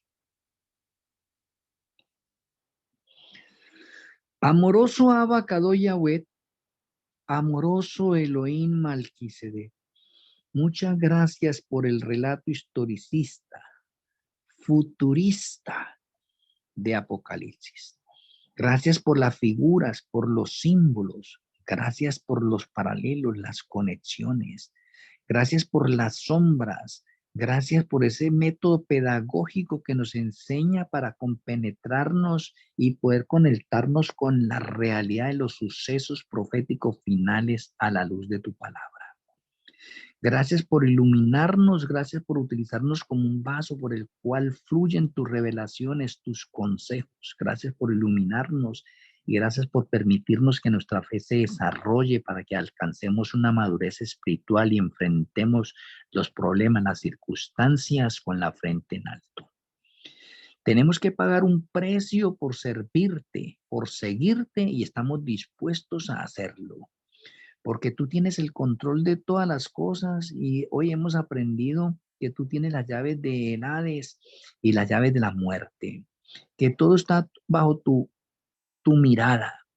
Que tú sigues conduciendo al remanente a través de las edades, a través del tiempo y está pendiente de cada uno de nosotros. Nos encomendamos en tus manos, perdona nuestros pecados, nuestros errores, nuestras rebeliones. Despierta en cada uno de nosotros ese sentimiento de entrar en la santidad, en la pureza, en la perfección, en la integridad. Haznos unos adoradores en espíritu y en verdad y que todas estas promesas queden en nuestra mente y nos aferremos cada día más a ti y nos podamos preparar para el encuentro glorioso con Yeshua HaMashiach en la nube del cielo. Nos retiramos a descansar en este momento y rogamos una vez más para que tu bendición siga reposando en nuestras vidas, si es tu santa y una voluntad, que nos sigas enseñando en esta escuela de profecía Bene Shaddai. Muchas gracias por estar presente, por dirigirnos. Gracias a nuestro Elohim Malquisedec por darnos entendimiento, sabiduría, abrir nuestra mente. Y gracias por permitirnos que Daniel 12:10 sea una realidad en cada uno de nosotros. Los entendidos comprenderán. Gracias por hacernos entendidos, sabios. Y gracias porque ponemos nuestra parte para comprender y aprender más de ti. Nos despedimos en esta hora, no de tu presencia, porque queremos seguir andando en tu presencia y queremos que tu bendición permanezca y tu sombra nos cobije. Te agradecemos por escucharnos en el glorioso nombre de nuestro Elohim Yeshua HaMashiach. Amén. Amén. Bueno, mis apreciados hermanos, el Eterno me les siga bendiciendo a cada uno de ustedes. Shalom Ubrajó a cada uno en sus diferentes lugares. Hasta la próxima clase. El Eterno me les bendiga. Hasta luego. Hasta luego. Chao. Tal vez.